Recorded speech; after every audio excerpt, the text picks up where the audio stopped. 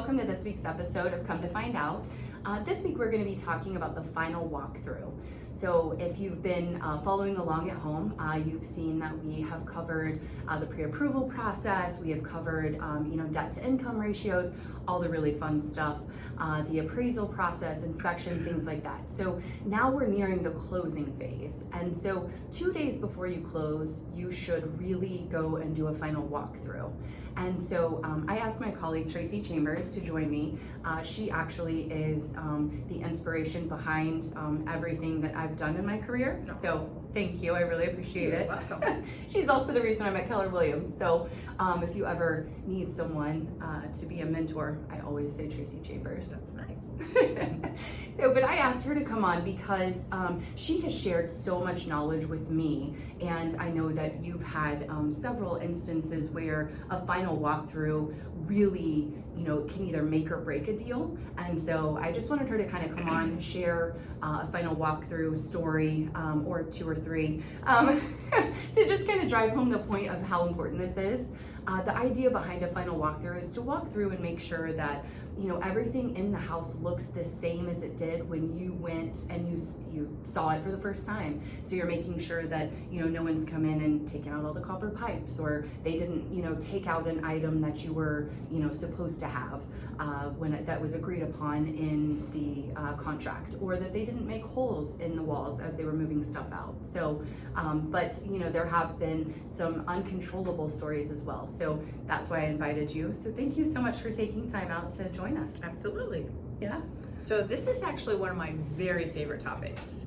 And when I teach a purchase contract class, I typically say, okay, everybody in the room, raise your hand right now and tell me that, especially if you have a vacant home, that you will go through not just 2 days before, but the morning of the closing. And here's why. So good story to tell.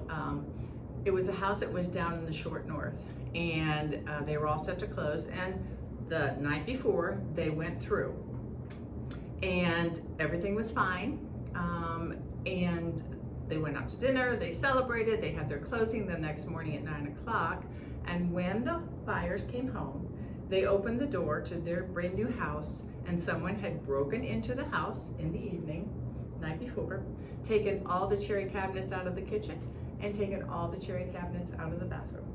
Oh my goodness. Right. Well, they were devastated. I mean, insurance would kick in, but it was their brand new house, and this had happened. And the sad part about it was there were some fingers being pointed as to who was responsible, and it was kind of a rough transaction. So not sure on that one. But anyway, the importance of going back and making sure that house is, as an agent, like I make it a rule, like, yeah, if they want to close and the morning and we go through that evening, I go by myself that morning and just tell the other agent, say, hey, you know what, this is just one of my little things I've got to do, and lock boxes on the door, I will take it off for you and bring it to closing, bring it to your office, but I need to go through right before we close. Another one that happened along the same vein was a new house, and we did the same thing. They actually went through, it was a house in Muirfield, and they went through a couple days before the closing, which they were supposed to in the contract. And there was a bad storm the night of, right after we had gone through. The electricity went out, the sump pump didn't work. So that morning when I went through, the lights were out in the house, the basement was completely dark. I stepped off the bottom step in the basement into about 4 feet of water. Well, we held up the closing, made sure everything was good to go. But I mean, it's real. Like, it's just so important that you do go through. If it's a vacant house, I mean, if it's a house that's lived in, obviously it's gonna be like, okay, the house is fine. Right. But vacant houses, you don't know what's going to happen in that 24 hours before you were there, and maybe you close the next day. Trees can fall, water lines can break, all kind of bad things can happen. Wow. Yeah. That is such good advice, because I didn't even think about that, because I always thought, like, oh, if we walked through, and we saw that it looked good, and knock on wood, I haven't ever had an issue like that. But wow. Yeah.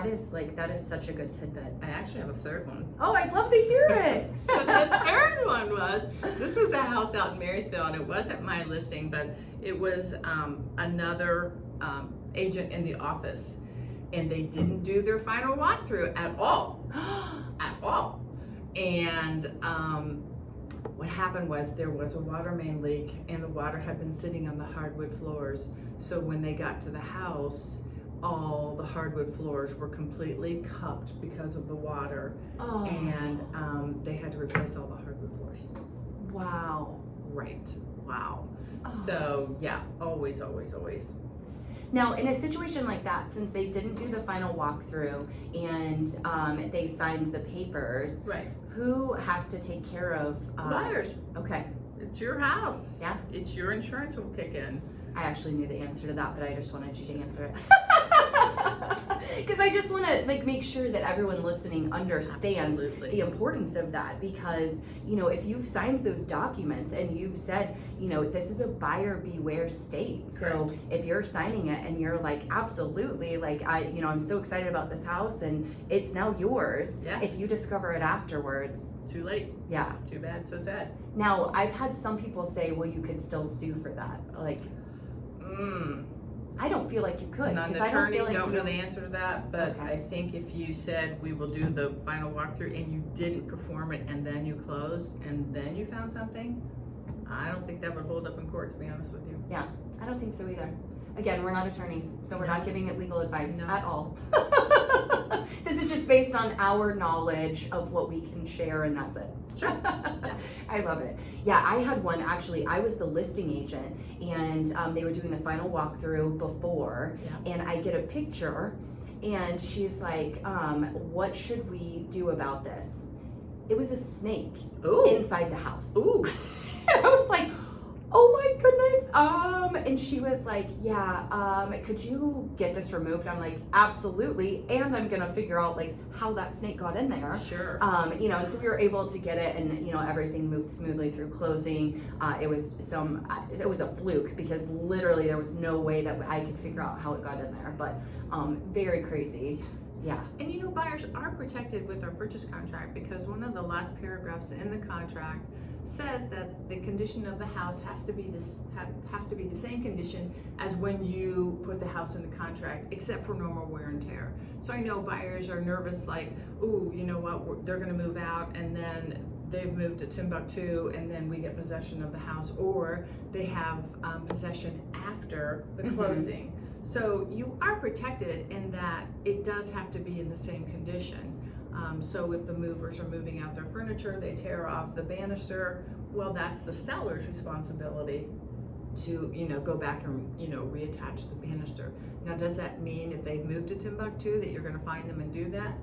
That's a hard one. That's a hard one. So, I always tell my buyers, when you go back into the house, the walls are covered with pictures. There's going to be nail holes. So I think you need to prepare them that it's not going to look like it did when they bought it.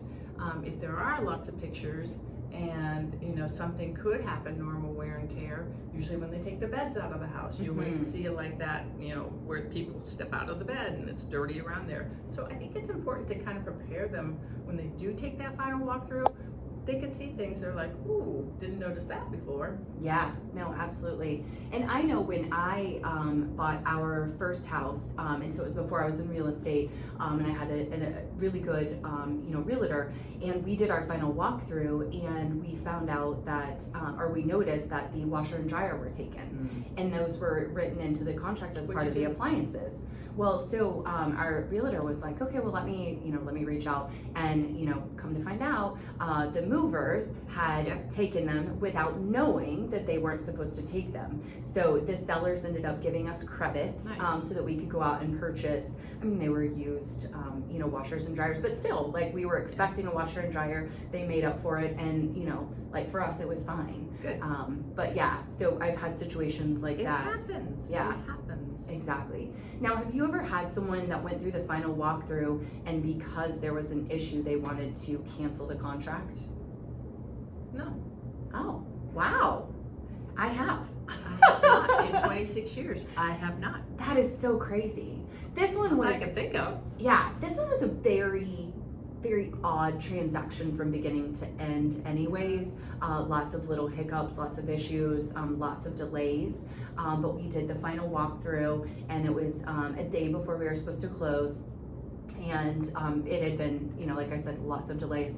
And so there had been a sub pump issue, and water had gotten in the basement, and it had gotten underneath the flooring. And so, the seller was like, oh my gosh, I'm so sorry. Like, whenever they're completely took care of it right away. But my buyers were like, you know what? Like, it's been one thing after another with this house. We feel like this is a sign, and we went out. And so how'd you get out? well, so we were able to terminate, but they did lose their earnest money deposit. So, that is definitely something to keep in mind, is that, there are ways to terminate and to walk away from a property, but unfortunately sometimes that means you are going to lose that earnest money that you put down. So, obviously there's ways during the inspection, during the appraisal, that you can, terminate and get your earnest money back. That might be a really good topic for you guys to discuss too, is earnest money or no earnest money.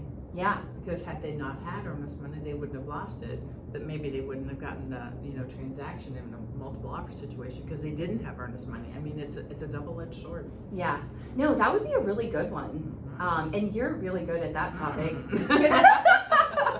So I can't have you back for that one? Yes. Okay, good. I love it. I love it. Yeah, so I really appreciate you taking the time to just come and talk through this. Hopefully this has helped, people out there to kind of understand the importance of doing a final walkthrough. Anything else that you want to share on this topic? No, just do it. The minute before you close, do it. Yeah, that's such good advice. Yes. I love it. I love it. Well, thank you so much. Hopefully you've enjoyed this. If you did, please leave a review, share it with someone, and subscribe so you never miss another video. Oh my goodness. It's been one of those days. So thanks so much, and we'll see you next time on Come to Find Out.